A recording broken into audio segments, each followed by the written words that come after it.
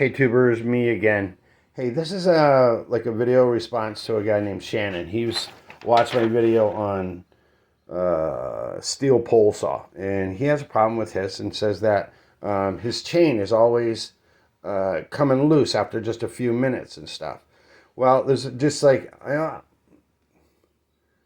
these things they're not that complicated, but it's everything just has to be right. Okay. This one here. This one came off of an Echo, but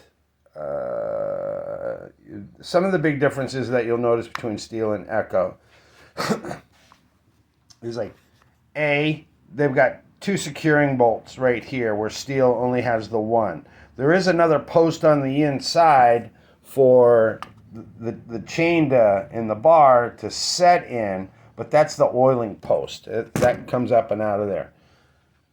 This right here, this is smart engineering on Echo's part, because that right there keeps this cover from sliding. And you say, well, why is that important? And well, let me show you. Just like on a regular chainsaw from two CS310s, that also, you'll see, it's very similar. It has the adjuster screw right there, same as that one right there, two securing. Over time, see how the holes are wallered out? I don't have a tripod in, guys. Thing broke. You see that the holes are actually wallered out. They go back and forth.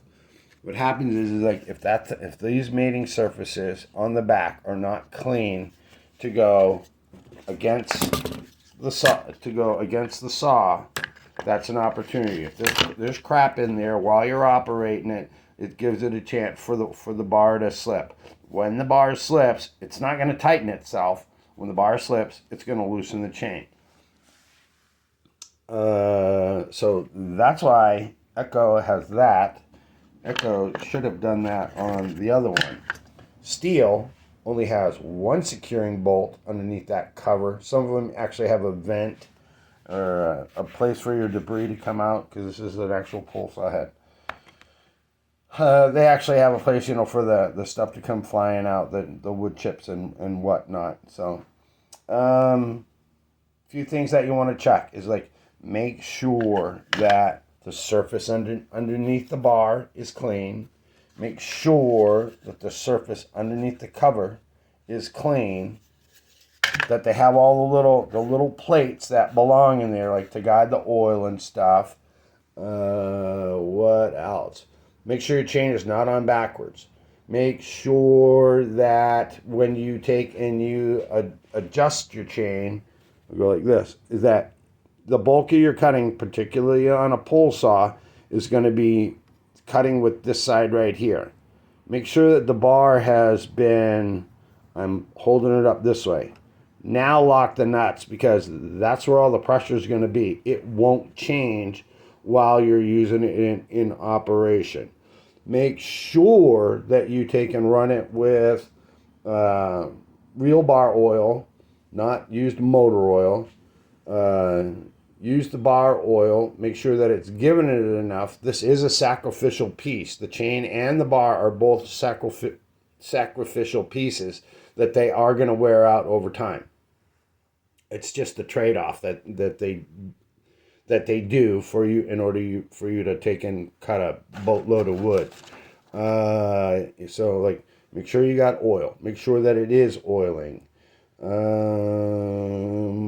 What else? Hold on. Let's see. Hold the chain up when you're adjusting. Make sure the chain's not on backwards. And the biggest thing is the chains. Well, even if you've done everything correctly and you're heating the crap out of this thing, you can see where this bar got it a little bit. See the burn down there is that you're just staying on it a little bit too long, or you're using a dulled chain. Dulled chains will make you stay in it longer, and you're pushing harder. Now the chain is really riding up against the bar like it did down here, and the heat transfers into the chain, and now the chain is stretching. You did everything right, but now the chain got hot. And like, we're talking like what, 10 inches for like a small pole saw? It doesn't take a lot to get those things heated up. And then the last thing is like, so many times if you're trying to find out something about your what do you call it, your pole saw, we all refer to them as pole saws. Steel will refer to them as a pole pruner. They want you to cut stuff like this. We all know that we don't. There's a big old branch, whatever, and you can't reach it, and you're not going to use a ladder, blah blah blah. So like, it's like you're just overworking them. The natural tendency is like when this thing is running, the chain is going around this way, up the top, back to the bottom, around the sprocket. It's like, and it's always in a state of trying to take and pull it in. So if you have clean, dry surfaces, that's going to help you out a ton. Take and set your tensioner. That little teeny tiny thing ain't going to hold jack. You know what I'm saying? It's to get it to where you want it, and the bulk of the work is being done by these. So that's about all the tips I can throw at you there, Shannon. Is make sure it's clean, and for God's sake, get some compressed air. Even a can if you don't have a regular compressor.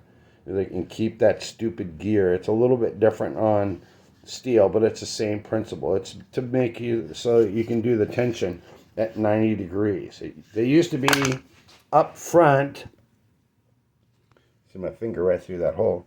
They used to be up front in here and secured to the frame. The cover has the ability now. Look at the holes. The cover has the ability to take and slide back and forth. Well, the tensioner is in there, so if the cover slides, there goes the tension. The whole bar is gonna, quickly catch up and move back. So that's it. That's a smart. That one little screw right there sets all of this stuff apart. That's just smart, in my opinion. And why they ever went away from having the tensioner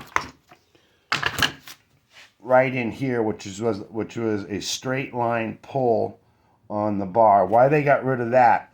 I'm 100% sold on the idea that they did it for the homeowner. Remember those, like, Sears has that Roll-O-Matic